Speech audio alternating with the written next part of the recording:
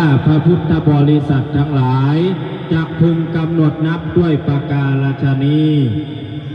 บัดนี้พวงข้าพระพุทธเจ้าทั้งหลาย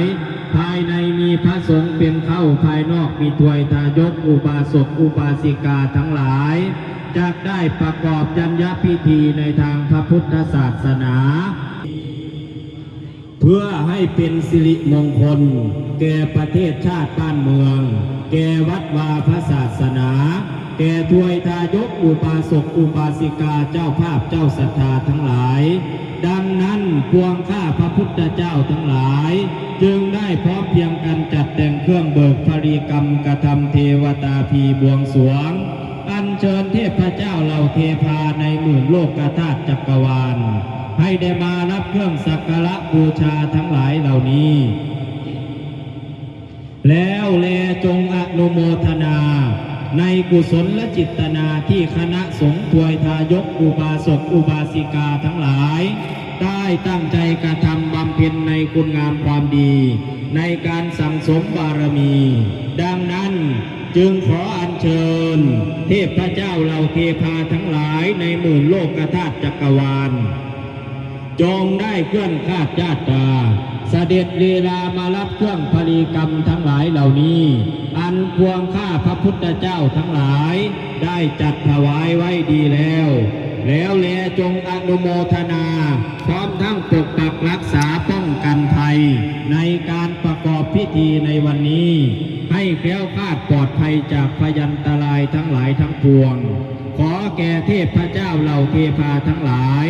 จงทราบแจ้งและอนุโมทนาใหญ่ภายในมีพระสงฆ์เป็นเข้าภายนอกมีทวยทายกอุบาสกอุบาสิกา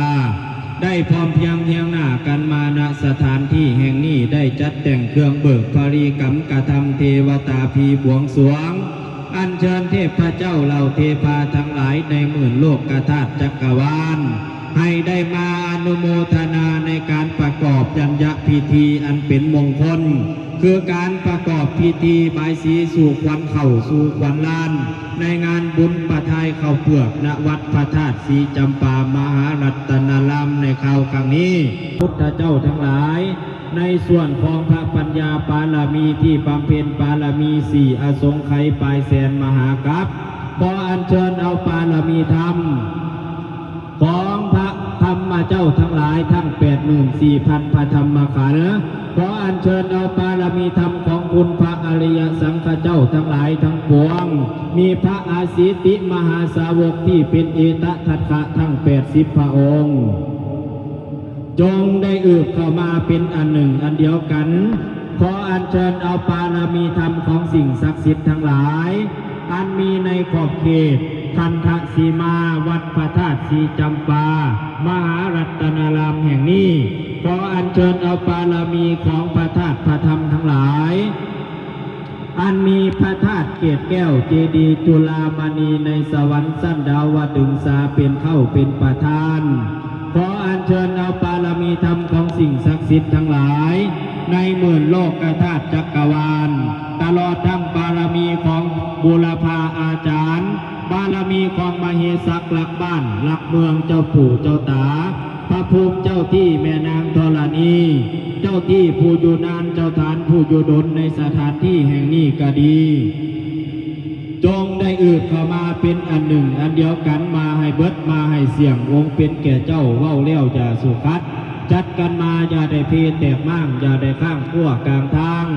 บัดนี้ถ้วยน้ำหอมได้แต่งไว้ท่าขันทางหาได้แต่งถวายสูบคาถาเข้ามาอยู่ลิ้นปิ้นคาถาเข้ามาอยู่คอ3,000 หมอเขาลองบ่ได้เขาจักให้ฟ้ามาใส่กระยาได้ท้องเจ้ามารทั้งหลายจงจะได้ทรงยศอันว่าสัตว์ตูผีและสัตว์ตูคนอันว่าสัตว์ตูมนและสัตว์ตูสัตว์ทั้งหลายให้เขาอ่อนปันสร้างอ่อนคอให้เขาอ่อนปันปออ่อนน้ำหน้าเขากว่ำคอยดูกระบ่มีได้เขาขับไหวแทบเท่าปาทาถวายสมาทุกหมู่ก้มหน้าสู่สงำผีกระยำมันกระย่านบัดนี้ขอปารมีของสิ่งศักดิ์สิทธิ์ทั้งหลายอันพวงข้าได้เป่าตื่นเชิญชวนได้อาราธนาตลอดทั้งปารมีของเทพพระเจ้าทั้งหลายในหมื่นโลกธาตุจักรวาล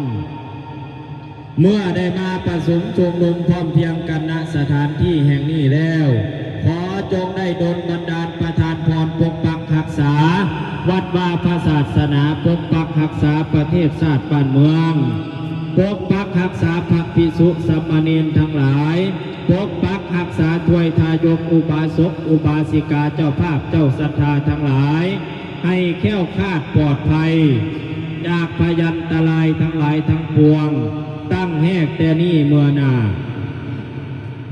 โยบุคโลอันว่าบุคคลผู้ใดได้ร่วมมีจิตใจใส่ศรัทธาในการประกอบพิธีในคราวครั้งนี้ได้สละจตุปัจจัยออกมาบำเพ็ญทานปารามีขอจงเป็นผู้หายเสียจากภุพกรรมทั้งปวงคือว่าบาปพะโลโกบาปพะโทโสบาปปุรปันนกรรมบาปภกาณปันนกรรมคือพญาติเกิดเก่ากะดีพญาติเกิดใหม่ให้หายเสียธาตุคำเบือกอันเนื้อไปมา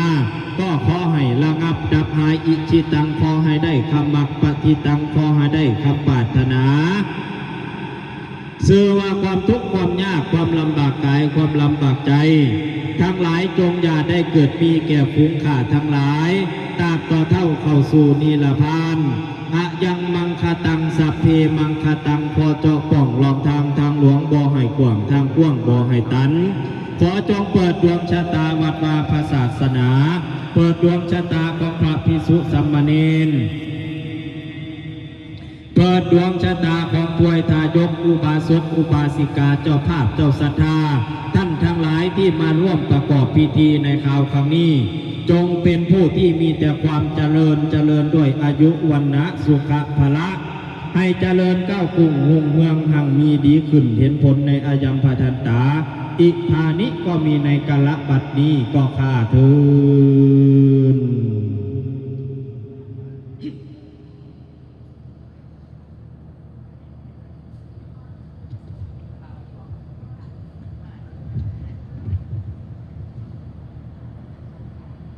กุศลมากรรมสมโภชบุญของเขาอันจะได้สำเร็จประโยชน์แห่งบุญสมภารจึงได้สู่ขวัญล้านอันบูชานาทั้งเราอย่ามูเห็นและผิดใครตามแต่ได้ทั้งขวัญล้านและขวัญทองให้ได้มาพร้อมเท่ากันมาทุกคนเต็มสถานะเพื่อจะได้กินทานทำบุญตักบาตรเดี๋ยวเสียอยากนำถึงแม่ท้องที่หน้าคุณเศร้าหายาเดชาขอให้ท่านยาเขาไหลมาคือน้ำท่าคือดังฝนหาแก้วลิ้นแล้วบ่ขาดสายนะอันว่าน้ำนั้นขอให้น้ำเรือลำสูงใหญ่ต่อไปให้ขอให้เงินว่าน้องวันวันเขาต่อแผ่นดินนาวันมาเยอะกว่านี้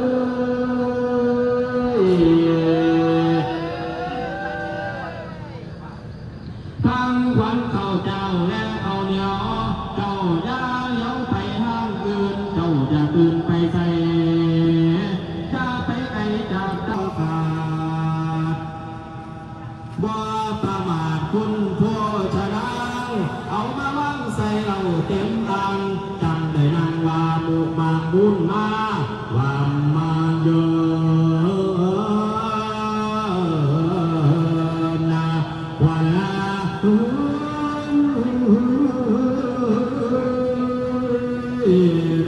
วันตะวันกุ